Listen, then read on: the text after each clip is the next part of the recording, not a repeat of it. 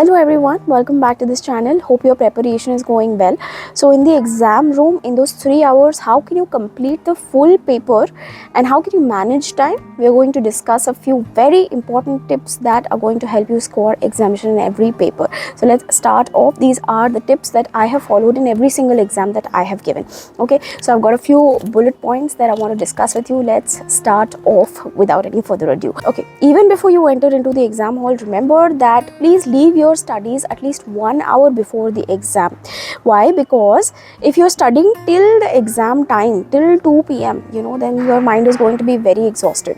So it's much better that leave the studies 1 hour before. In 1 hour, your mind is going to be relaxed, it is going to be calm. In the exam, you will be able to operate nicely.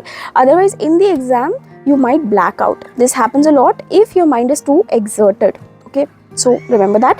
Point number 2, see, you have a 3-hour paper, that means a 180-minute paper.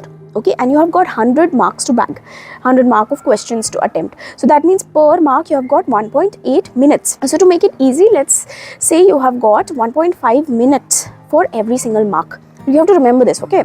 So from the very beginning, when you start writing the exam, every question you have to first see the number of marks it is. So if it is a 4-mark question, calculate it, 4 marks into 1.5 minutes. That means you've got 6 minutes to read the question, frame the answer, write the answer.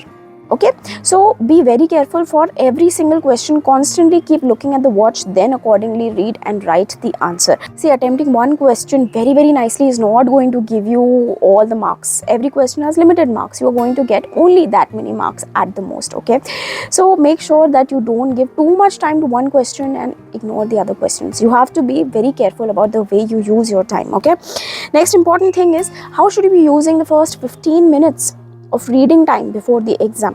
Okay, so see, in the first 15 minutes, I'll tell you what I used to do that every time worked for me.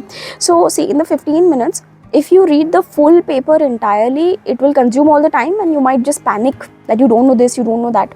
So rather, what's best, I think, is that read just 2 questions maybe, especially not the compulsory question. It is very long and mostly it's very difficult, to make the student panic.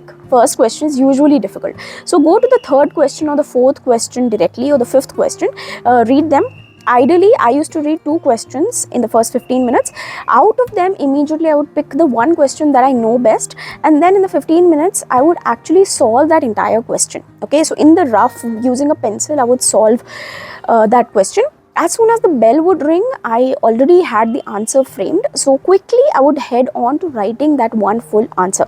See, one question has got maybe 3 or 4 parts. Okay, so you just have to ensure that in 15 minutes, you kind of solve those 3 or 4 parts that you know, so that as soon as the bell rings, you can directly start writing the answer. That way, you will save some of the time. Once you have solved the first question, you will have some extra time that you have saved in the first question. Then what should you do next? Again, read one more question. See, if you've got 5 questions, first one is compulsory, the other 4 questions are there, out of which you have to attempt 3 questions, let's say. Okay, one you have already attempted. After that, one question you've already read in the first 15 minutes. So after that, once you've completed the first question, read one more question of your choice. Now, out of these 2 questions that you know, the one that you read in 15 minutes and one more that you read after the first question, choose which one you know better. Okay, the one that you know better, that you have studied, solve it. Just start solving it right away. Okay, once you've completed that, again, you know one question, pick one more question, choose which one you know better and start solving it. All right, and then that way, ultimately by the end of the paper, one question will automatically get eliminated because you're always going for 2 questions and selecting the one that you know better. Okay, now it may also happen that, see, one question has got 4 parts. Now, out of these 4 parts, A, B, C, D, you don't know all the parts. Maybe you don't know C part. Okay, so please identify it right the time that you read the question, that you don't know this part. Okay, it's okay, no problem. Just leave space for that part. Don't even try to attempt it at that moment. If you try to attempt this question that moment, it will take more time, and we don't want to waste time in the beginning. We will have time later on in the end to complete these kind of questions which we do not know. We can try to attempt them in the end. But first of all, we have to make the most of time to write the answers that we know best. Okay, so attempt A part, B part, then attempt D part. C part, for that leave 1 or 2 or 3 pages. Then move to the next question. Again, for the next question, maybe you don't know A part. You know B part, C part, D part. Write the B part, C part and D part. For A part, leave few pages. That way in the paper, in your question paper, mark the questions that you have not attempted, for which you have time in the end to attempt it. Remember one thing, whenever you're attempting, 1 mark is equals to 1.5 minutes. For that one part of the question that you do not know, don't attempt it, save those 6 minutes, and later on in the end of the paper, come back and attempt that question. Okay, I hope you understand this. Now, when should you be attempting the multiple choice questions? See, in the first 15 minutes, mostly we are not given the multiple choice questions. We are given that after the bell rings. So anyways, in the first 15 minutes, you have to spend time reading descriptive questions and solving them only.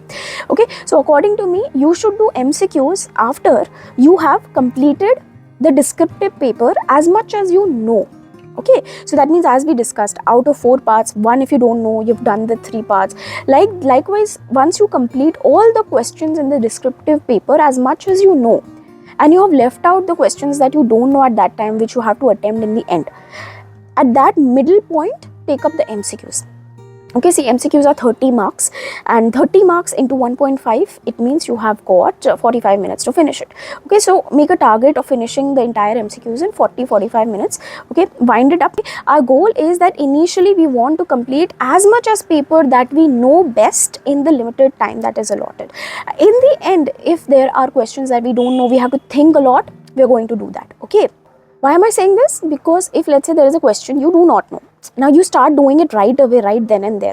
Okay, then you will take more time. You will start thinking about that answer. You will frame it. It will take you more time. You will do scribbling, cutting, crossing, etc.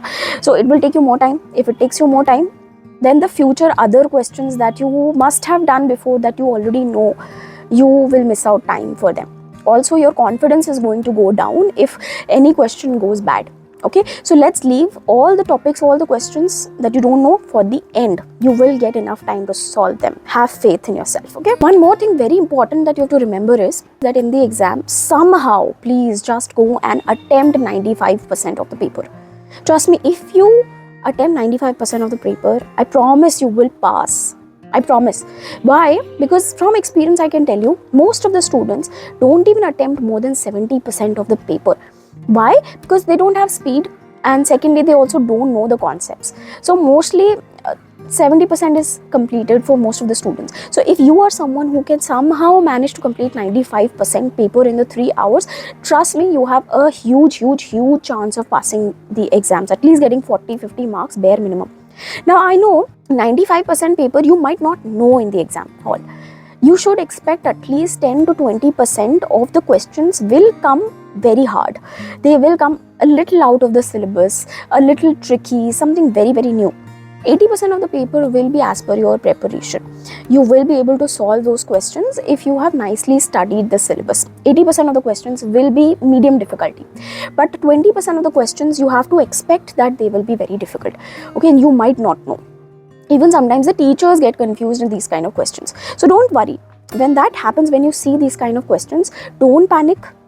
Just leave them for the end and then somehow attempt it. Whatever concepts you know, whatever formulas you know, whatever statements you know, just write it down as much as you know. If you don't know the answer to any case study, at least based on your common sense, based on your simple understanding, write down the conclusion. Write down according to you what should happen. Okay, so somehow in the end, in those last 15 minutes, 20 minutes, attempt some extra questions so that at least you have some scope of getting marks. Okay, sometimes in the exam there is a scaling process also that happens, which basically means that if the paper is too difficult, then everybody is going to get some extra marks. Okay, but you will get extra marks only in questions that you have attempted.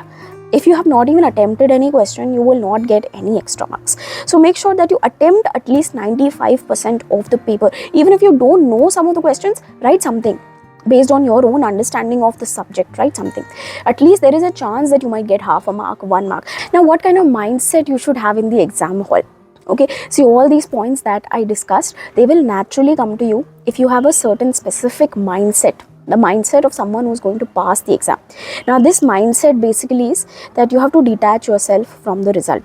In the exam hall, you can't think about the result, how much you will get. You can't panic about the questions, whether you will pass or not. You really have to detach yourself. As in, you have to think that it really doesn't matter whether you're going to pass or not. In the exam hall, what matters is that how well you do it. whatever you have studied, you have to perform in the exam hall in those 3 hours. You have to ensure you give your best. Whatever you have studied, you're able to display that in the paper. You're able to complete the full paper in 3 hours. Your job is just that.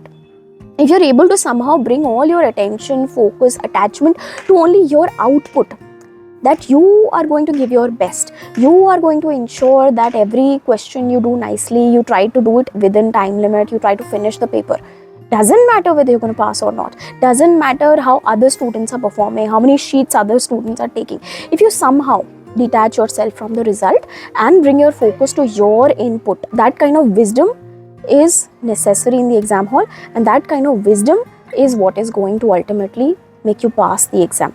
Remove your attachment from what is going to happen, how the paper is going to be checked, and bring all your focus to your effort. Your effort as in, you should be able to give your best. You should be able to go home and look into the mirror and say that I gave my best. I did whatever I could do in my capacity. You should be able to feel satisfied from the paper you have written. Okay, what kind of paper will come, we don't know. How it will be checked, what kind of result will come, we don't know. But what we can control is the way we write the paper, and that's all you have to focus on. And this kind of wisdom, trust me, not everybody has. And I want you to come to that level, to that kind of wisdom where you only focus on your karma, your job. All right. So if you have any more questions about the exam, please do write them down in the comment section below. Would love to reply.